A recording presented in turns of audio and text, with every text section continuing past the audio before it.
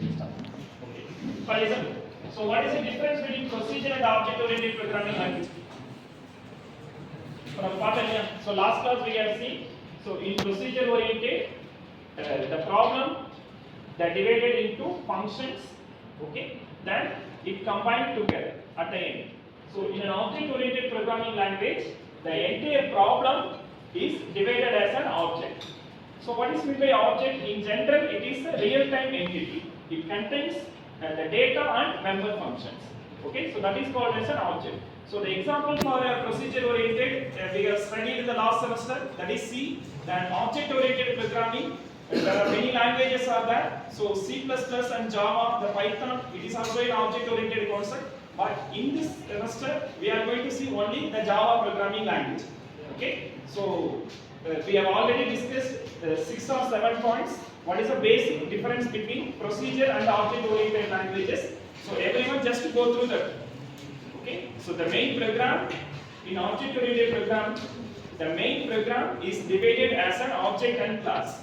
So object is nothing but it is a real-time entity. It includes the data members and the member functions.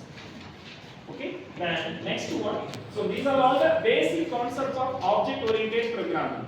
Okay, so that's why Java is a pure object-oriented programming language. Okay, so let us see one by one. So object we already discussed. It is a real-time entity. Okay, it includes the data members and member function. The class is a group of objects. Then abstraction. So any idea about the abstraction? Any idea about the abstraction? It displays only the, what is meant by abstraction? Essential features. Abstraction displays only an essential features by hiding unwanted details. Okay, நம்மளுக்கு needed இல்லாத எல்லா details hide பண்ணிட்டு it display only the essential. So that is called as an abstraction. So the encapsulation means combine all things together. So in Java so Java class everything is included. Okay, so that's why it is called as an encapsulation. Okay, then inheritance அப்படிங்கிறது I already discussed the process of deriving the new class from the base class. So base class இருந்து you are derived a new class. So that is called as an inheritance, which means that we can reuse the code. Instead of creating the existing code, we can reuse them. So adu மூலமா we can save the time, everything. So the reusability we can achieve with the help of the inheritance. So this concept I already சொன்னேன். While seeing the concept, it is somewhat difficult to understand. Once you start to understand the example, once we discuss the example, we can easily understand inheritance. The last one, polymorphism, the ability to take more than one form. நம்ம already ஒரு example கூட நம்ம பார்த்த ஞாபகம் இல்லையா? In class, the same person act as a student. While go in a train or a bus, the same person act as a passenger. Suppose he enter into the bank, the same person act as a customer. Okay, the same person acted in a different places. The ability to take more than one form, it is known as a polymorphism.